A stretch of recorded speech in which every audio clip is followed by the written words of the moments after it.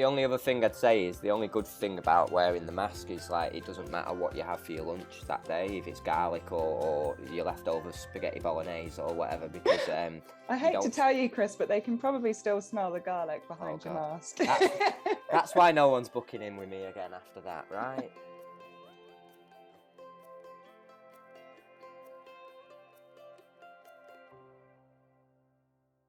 Okay, hi and welcome to another episode of the Massage and Physical Therapist Talk Show. In the last episode, we discussed some tricky situations that come up as massage therapists, so go check that out if you're interested. In each episode, we discuss a topic as picked by you and discuss it from different perspectives within the therapy world. I'm your host, Kate Browne, and on our panel, we have Imogen Tester, massage therapist. We have Chris Haddon, sorry Chris, had a little brain moment there. Chris Haddon, massage therapist and reflexologist. Claire King, craniosacral therapist and massage therapist. And Anna Maria Mazzieri, soft tissue therapist. Morning everybody. And apologies from Tamer because he couldn't make today's session, but we've got a few thoughts from him that I'll share on his behalf. So thank you for joining us today. In today's session, we are exploring the question, have treatment guidelines during COVID negatively affected the non-physical benefits of massage? So we'll be exploring this in a few different ways. And I think Anna is going to kick us off today with her thoughts. So over to you, Anna. Good morning, everybody. Good yes, morning. Thank you. Thank you very much for the question, because I personally think it's very interesting, and I touched on it a little bit on our first episode here. And yes, we were faced during returning to practice with all our PPE, all our protocols, those protocols and PPE, which actually removed those nice contextual factors, which usually are really important in our profession, massage therapy or soft tissue therapy or reflexology, whatever profession you are into. The room, the soft furnishing, the smile of the therapist, the communication sitting in the room, facing each other, all those really important elements, all of a sudden, they were not we could not anymore use them. So it has affected the treatment. It has affected the treatment quite a bit in terms of, especially for certain type of treatments where there was the relaxation element, where there was the therapeutic alliance element. But then that's why I think that brought something quite positive. So we all of a sudden, we realize, and I'm sure that all the listeners there feel the same, that as manual therapists, massage therapists, reflexologists, and so on, our value is more than what we do with our hands. And the value all of a sudden was seen for the first time as, oh, actually, my treatment was not as good or didn't have as good outcomes because all those contextual, non-specific factors were not there. And so what lots of us did, and we totally supported, we got into Zoom. And yes, during Zoom sessions, we could not provide the hands-on therapy, but we could provide the part of the therapy which is so important and so fundamental for a positive outcome. And that therapeutic relationship, therapeutic alliance, which usually we built up in the room, all of a sudden, we could build it up on Zoom. And the subjective assessment, the advice, the support, it was as valuable as if we were in the room. So while, yes, I agree that we were affected by it, I think that brought us onto something really powerful, something new, gave us the great realization, and I don't think we can go back now. Lovely. Thank you, Anna, for sharing that. And Imi, do you want to sort of carry on from there? No, I agree. Although it seemed like everything was going to be very negative, I took a lot of positives out of the whole thing. I find that even now, when I'm back in clinic, I'm listening more and talking less. So having the mask on sort of it's like a proprioceptive thing. It reminds me to shut up and listen.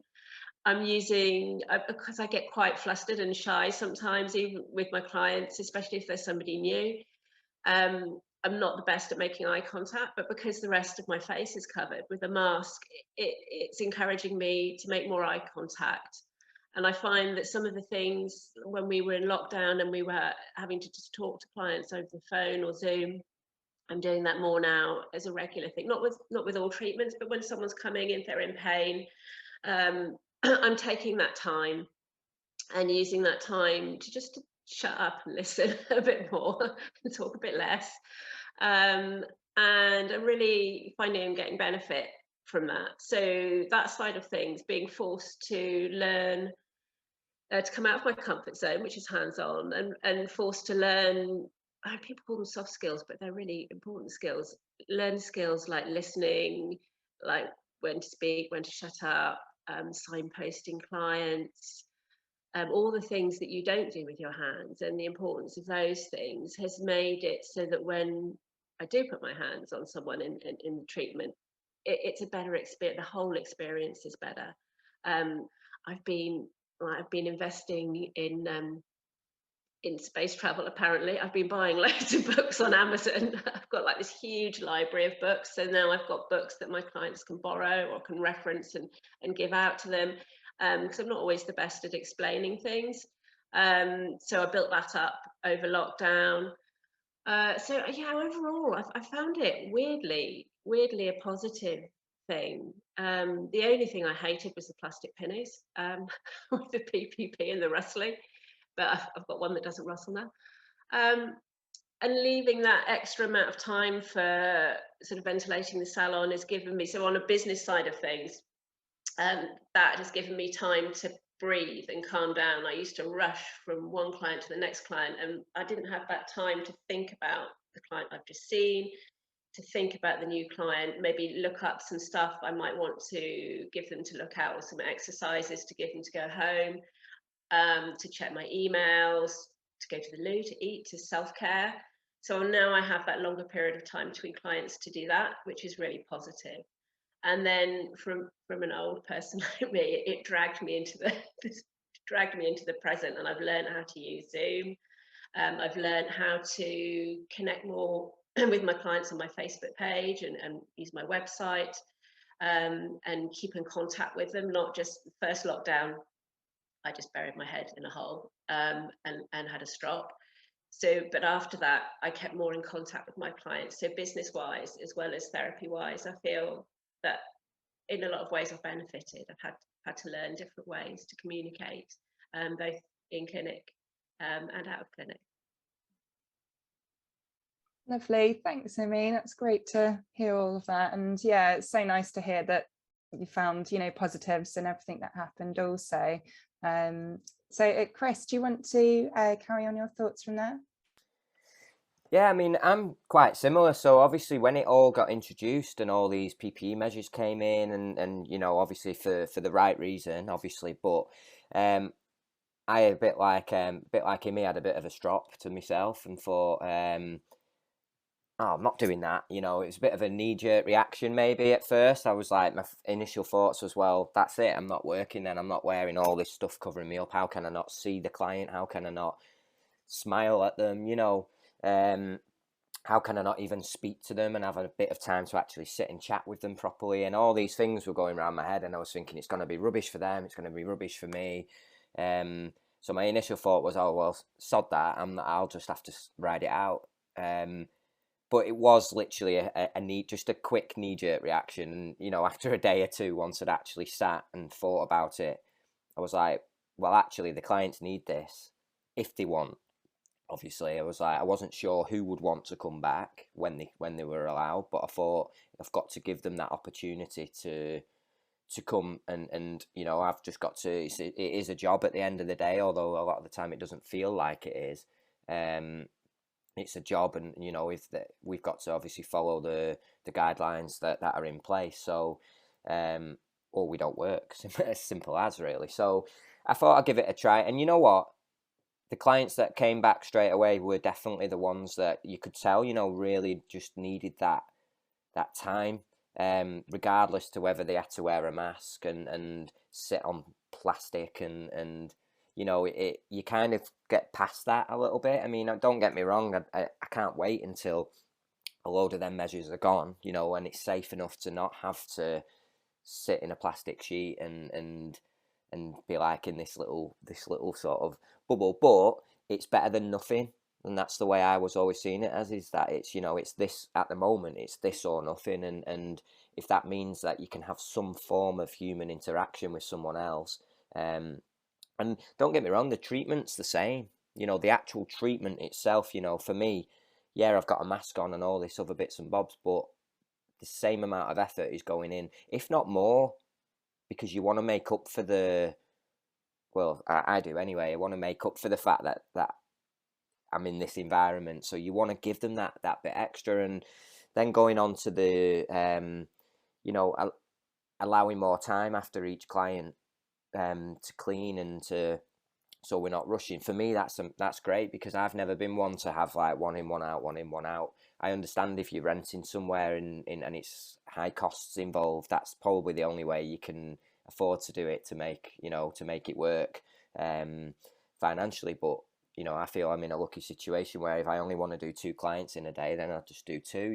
It doesn't matter. It's but having an hour in between clients meant I wasn't rushing them out.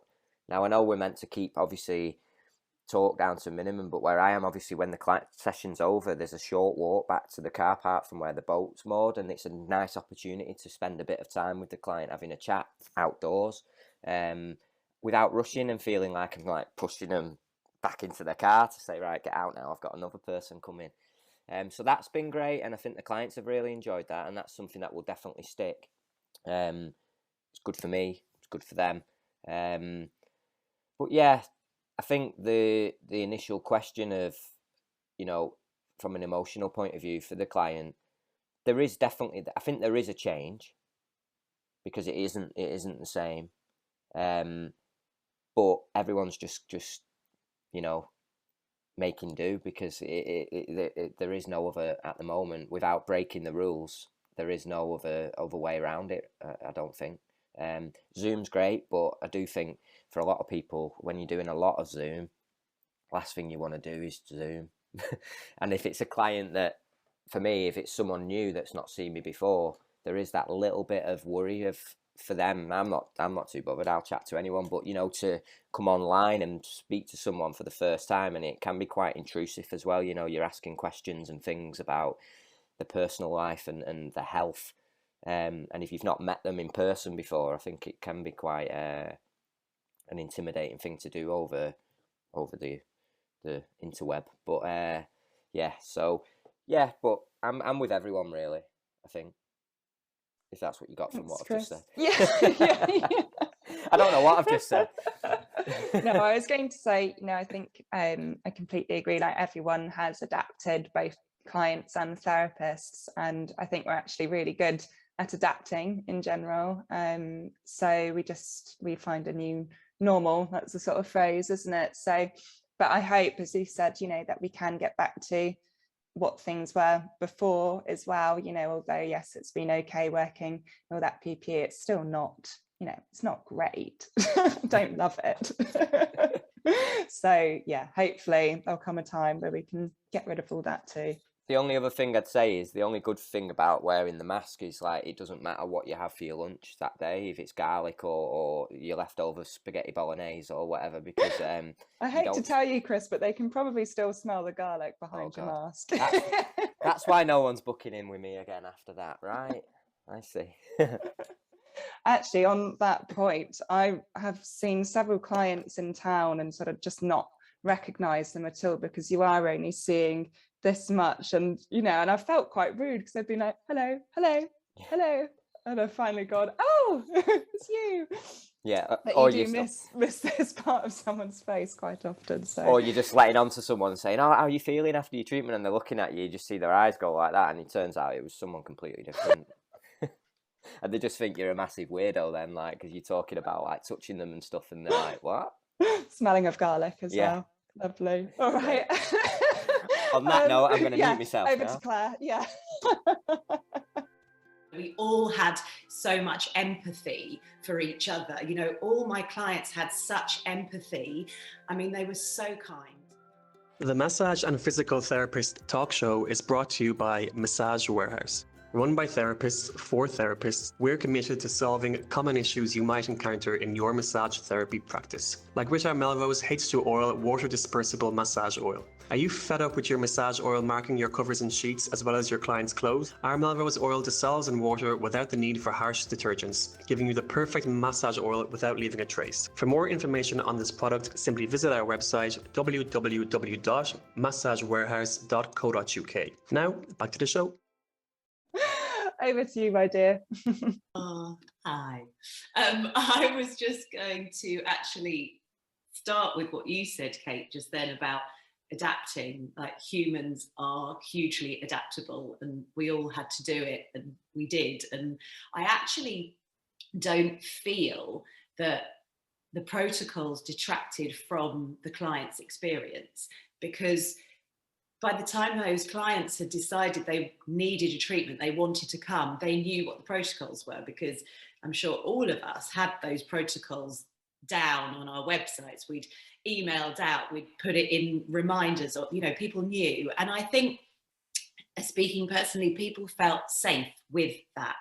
They felt really safe, even though it's not what anyone wanted by that point. By the time people were coming, they were already, you know, shopping in masks, and but also I loved what you said, Imi, about that, again, adapting in terms of body language. So, you know, without it being so verbal, more about listening and about eye contact as well, loads of eye contact. And so any of that stuff that may have been taken away by the protocols was then kind of reintroduced by just having a sense of what I felt like body language between, you know, that kind of unspoken as well. Like, you know, a client would come in, you would sit 2 meters apart, have a quick chat, but more about kind of that sharing of the space with your body, and just, I felt that clients took a lot of comfort from that, and a precedent was set from that kind of initial contact. You know, we all had so much empathy for each other. You know, all my clients had such empathy. I mean, they were so kind, you know, to the point where, you know, I would feel quite emotional about it. You know, they would always ask, like, how are you doing? This is, you know, amazing that you're still here, that you're doing it, and thank you. You know, there was such empathy between us that I really didn't feel that it detracted from the experience. And I still feel that those non-physical benefits of massage were there because we all adapted. You know, just, I suppose, thinking of just one client in particular, she was terrified of COVID. She was, you know, so terrified, and she, you know, emailed me and said she really wanted to come, and she knew about my, you know, the protocols and everything. And so she took, you know, her own risk factors, as everybody did throughout the pandemic, and she walked over and she came in and she cried and she had her treatment and she left. And again, like Chris, I've got a nice little pathway so we can chat a bit more once we're outside before they go to the top gate. And, you know, she left feeling so much better because, you know, she had just had that physical touch and that time to kind of calm down during a session when we've all been on so much, running on so much cortisol, you know. And so I don't feel that, I actually feel, again, that Anna said that actually there was benefits to it, there was huge positives, and that I feel that there's been kind of no legacy left that has been negative. I feel like we've all adapted, we've all moved forward, and there has been highlighted like huge need for self-care. And I feel like, you know, everyone just kind of felt safe because of those protocols. And yes, you know, I don't want to be, like Chris said, dealing with plastic sheets, although I did find one that doesn't rustle, so I'm really chuffed about that. Yeah, just generally, I feel it's been okay. Of course, there was the initial, you know, knee-jerk reaction. I'm not doing it. This is ridiculous. I can't, you know, quite a bit cross about it. Once I'd calmed down, I feel like, you know, I think we've all said that we all adapted, and yeah, I feel it's been okay. Lovely. Thank you, Claire, as well. And I'll just share a few thoughts from Tamar as he couldn't join us today. So Tamar was just saying that he did feel that some regular clients didn't return sort of, you know, as we are now, just because they felt like they didn't want to interact with anyone, which I think we probably all know a couple of people like that are still, you know, very much scared, and maybe, you know, quite rightly, if they've got various health conditions, or they're protecting, you know, vulnerable people in their family, or they're vulnerable themselves. So there has been that sort of element where perhaps some people that need it still, you know, haven't been able to receive touch or whatever sort of self-care it is, because they are sheltering, because they are sort of shielding still at the moment.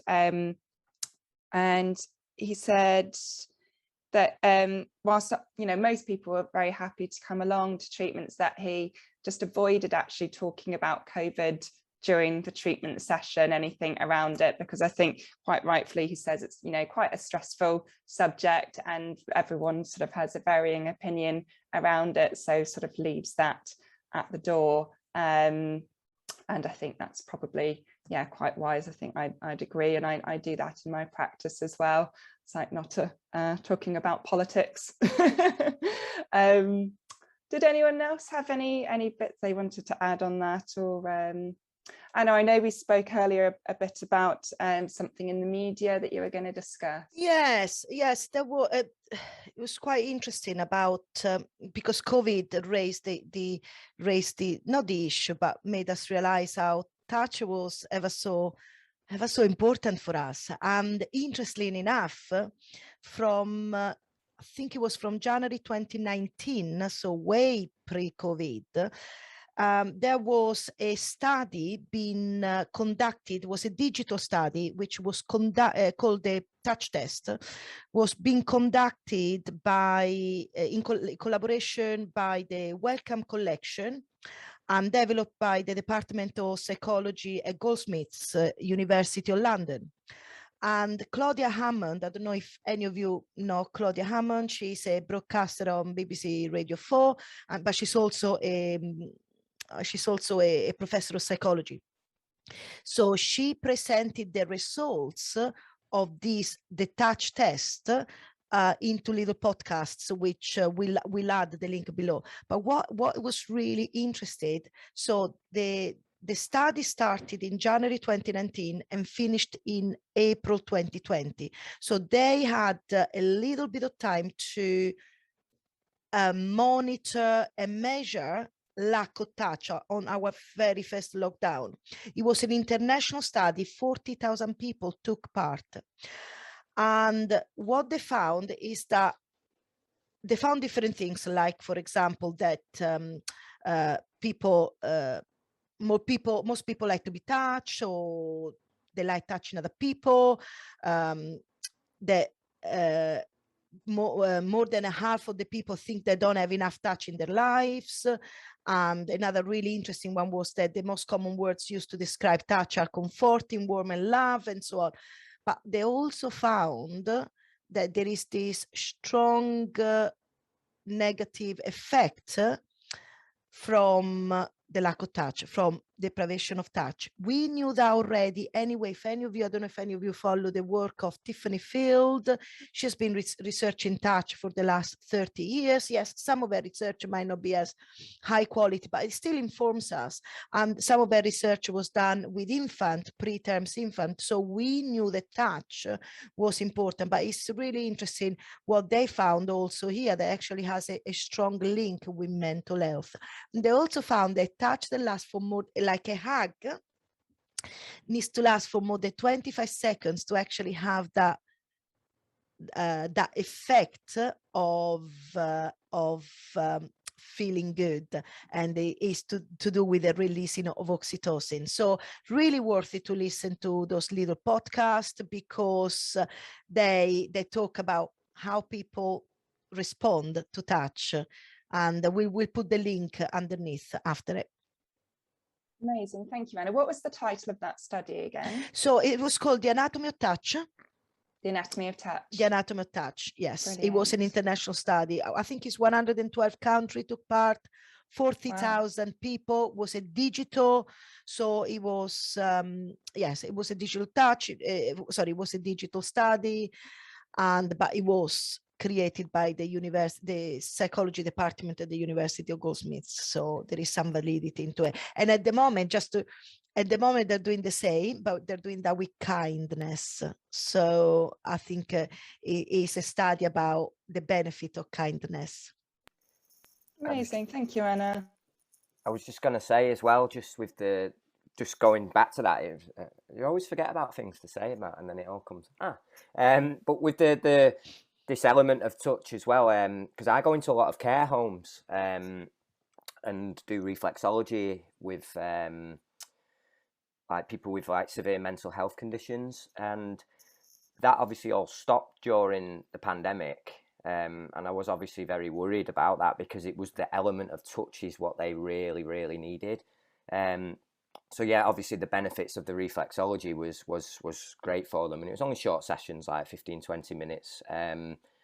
But it was the element of touch which was the main thing that I feel that they really benefit from. You know, they look forward to seeing me every week to, you know, and I'm having a laugh and a joke with them and saying, give me your feet, and, you know, and it's like we're having it's just a nice experience. But I was worrying when the measures came in and that started back, you know, for one, due to the conditions that they're suffering with, is if I come walking in with a mask, with a visor, with an apron, with gloves on, what would their reaction be to that?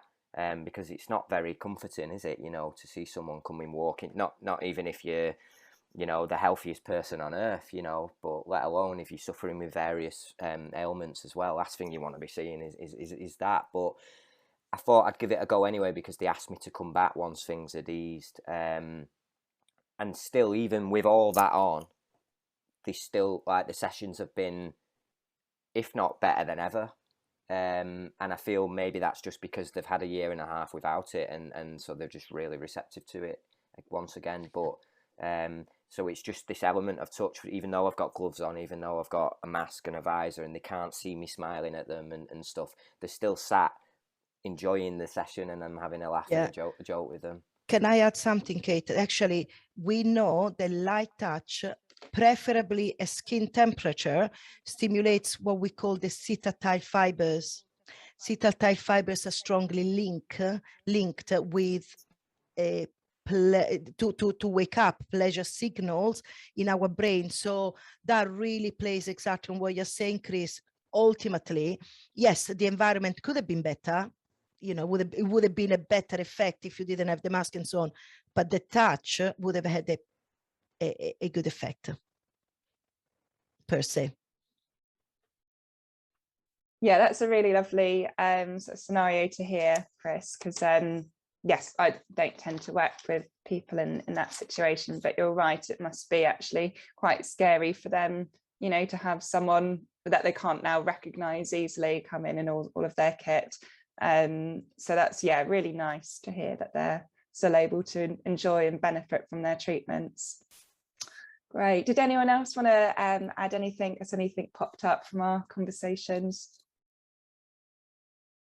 Just a little thing, just to that just kind of sprang to mind, is that, you know, the muscles have memory, so they know what to expect as well. So even with these protocols and things that are in, you know, people then get on the couch, you know, your clients, your vulnerable clients, Chris, that, you know, they still, their muscles have the memory. So, you know, it's that moment where the touch, it might be with a glove, but it's still the same touch, you know, it's still there, it's still it's still triggering the muscles, it's still the muscles going, oh, okay, I know what's happening here, thank goodness for that, you know. Doesn't detract from that.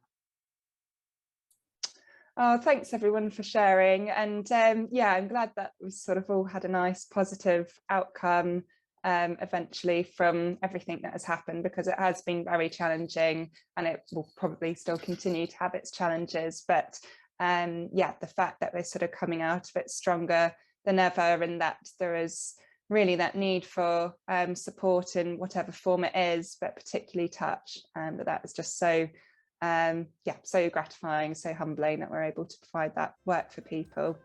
So thank you everyone for sharing your thoughts today. Thank you for listeners to tuning in, and if you'd like to be alerted to when the next episode goes live, just hit the subscribe button or sign up to the newsletter in the description below, and we'll also add some of the things that we're talking about to the description also, so you can follow those and have a look for yourself. So thank you everybody, and we'll see you next time.